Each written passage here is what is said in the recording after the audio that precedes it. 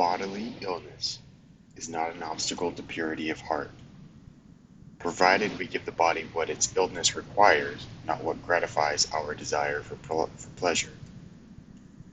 Food is to be taken insofar as it supports our life, but not to the extent of enslaving us to the impulses of desire. To eat moderately and reasonably is to keep the body in health, not to deprive it of holiness.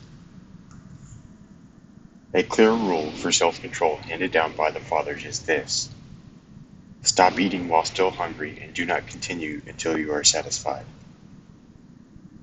When the Apostle said, "Make no provision to fulfill the desires of the flesh," Romans chapter 13, verse 14, he was not forbidding us to provide for the needs of life. He was warning us against self-indulgence. Moreover, by itself, abstinence from food does not contribute to perfect purity of soul unless the other virtues are active as well. Humility, for example, practiced through obedience in our work and through bodily hardship, is a great help. If we avoid avarice not only by having no money, but also by not wanting to have any, this leads us towards purity of soul. Freedom from anger, from dejection, self-esteem, and pride also contributes to purity of soul in general, while self-control and fasting are especially important for bringing about that specific purity of soul which comes through restraint and moderation. No one whose stomach is full can fight mentally against the demon of unchastity.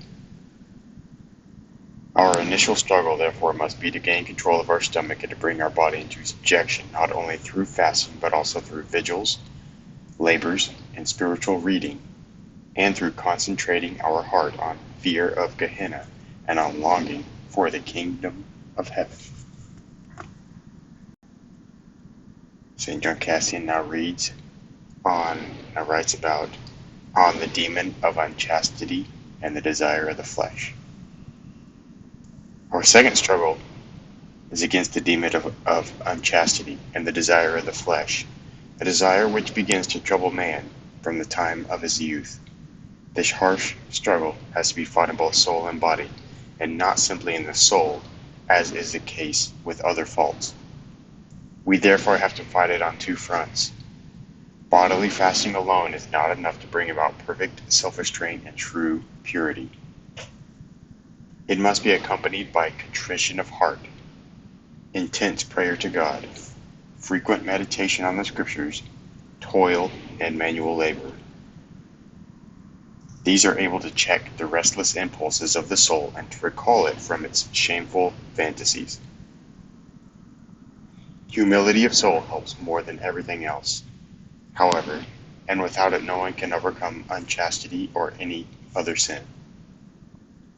In the first place, then, we must take the utmost care to guard the heart from base thoughts.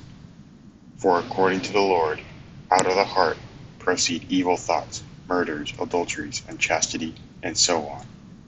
Matthew chapter 15, verse 19. We are told to fast not only to mortify our body, but also to keep our intellect watchful, so that it will not be obscured because of the amount of food we have eaten, and thus be unable to guard its thoughts. We must not therefore expend all our effort in bodily fasting. We must also give attention to our thoughts and to spiritual meditation,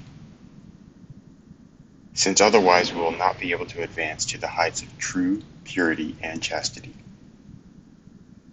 As our Lord has said, we should cleanse first the inside of the cup and plate, so that their outside may also be clean. Matthew chapter 23, verse 26.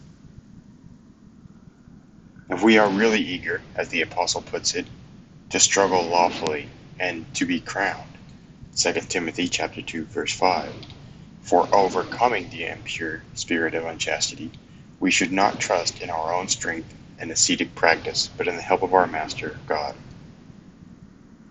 No one ceases to be attacked by this demon until he truly believes that he will be healed and reach the heights of purity not through his own effort and labor, but through the aid and protection of God. For such a victory is beyond man's natural powers. Indeed, he who has trampled down the pleasures and provocations of the flesh is in a certain sense outside the body. Thus no one can soar to this high and heavenly prize of holiness on his own wings and learn to imitate the angels, unless the grace of God leads him upwards from this earthly mire